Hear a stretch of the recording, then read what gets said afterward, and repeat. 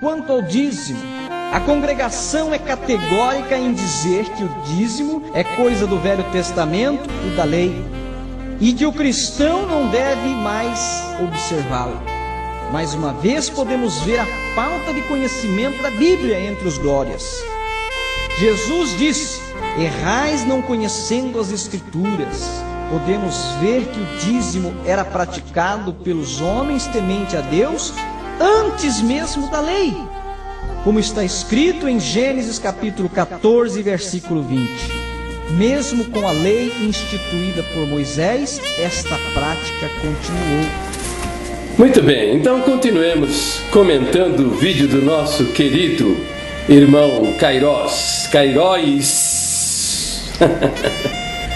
Então, ele diz assim, ó: vejamos onde está a falta de conhecimento da Bíblia. Olha só a maneira como ele está tratando o vídeo do pastor Tony.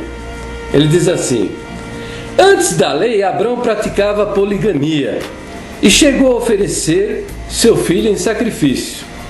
Devemos praticar estas coisas também? Ora, meu querido Queiroz, este argumento seu é o argumento do absurdo, meu filho. E um atestado de que você não sabe nada da Bíblia, rapaz, para se meter a ensinar. Então veja bem, a poligamia era a prática milenar dos hebreus, viu, meu filho? E ainda tem mais. Nos tempos de Jesus, nos tempos do Novo Testamento, ainda existiam estas práticas, muito embora não fosse o padrão de Deus. O padrão de Deus é um casamento monogâmico. Contudo, era do costume das sociedades a prática do casamento múltiplo. Entendeu? E veja também que o Novo Testamento não condena assim de uma maneira direta o casamento múltiplo, mas orienta. Jesus disse que Moisés permitiu a carta de divórcio por causa da dureza do coração dos homens.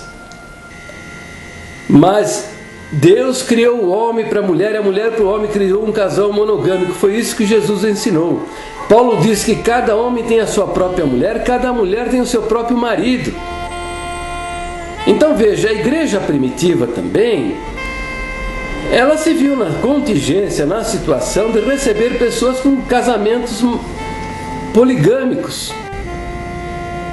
O apóstolo Paulo orientou que para a liderança da igreja fosse indicado apenas os homens casados com uma só mulher. Ele orientou que não se permitisse na liderança da igreja homens casados com várias mulheres. E não poderia ser diferente exigir que estas pessoas então tivessem somente uma mulher, porque eles iriam lançar as outras na prostituição. Entendeu? Agora, para a liderança da igreja, é que Paulo recomendou que o bispo, o escolhido, fosse marido de uma só mulher. Esta deveria ser uma das qualificações do ministro. Então veja, você está falando bobagem aí. Tem uma outra asneira que você falou. Diz que Abrão chegou a oferecer seu filho em sacrifício. Devemos praticar estas coisas? Que absurdo! Agora saiba o seguinte: sacrifício humano nunca foi da cultura dos hebreus. No Velho Testamento só encontramos uma referência que alguns acreditam tratar-se de um sacrifício humano, mas que de fato não é. É o relato a respeito de Jefté, que era um comandante hebreu que fez um voto a Deus que, se ele vencesse os adversários inimigos, os exércitos inimigos, ele ofereceria em sacrifício que lhe saísse à porta para recebê-lo. Não sabemos qual a intenção, o que pensava Jefté quando fez esse voto. Mas, de fato, o episódio nos faz saber que quem saiu ao encontro de Jefté quando ele voltou vitorioso para casa foi sua própria filha. Alguns interpretam isto como um sacrifício. Jefté diz que ele falou com a filha e ela disse: faça-se comigo conforme o seu voto.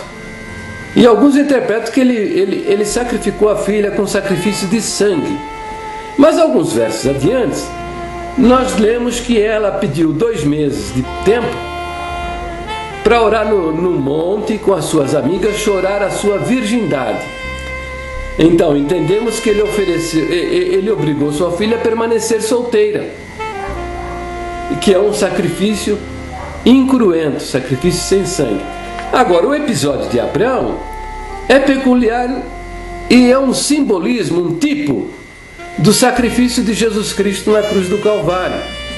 Quando Abraão caminhava para o monte Horebe com o seu filho Isaque, Isaque perguntou: pai, está aí a lenha, está aí o facão, mas onde está o cordeiro para o sacrifício? E Abraão falou ao seu filho: filho, Deus proverá para si o cordeiro para o sacrifício. E Deus proveu mesmo. João, quando viu Jesus, disse: eis aí o cordeiro de Deus que tira o pecado do mundo. Deus próprio, encarnado em Jesus Cristo, ofereceu o sacrifício para justificar a humanidade, para o perdão dos seus pecados. É um tipo do sacrifício de Cristo. Então você está por fora, meu filho, usar esses argumentos. É difícil, complicado, não é, filho?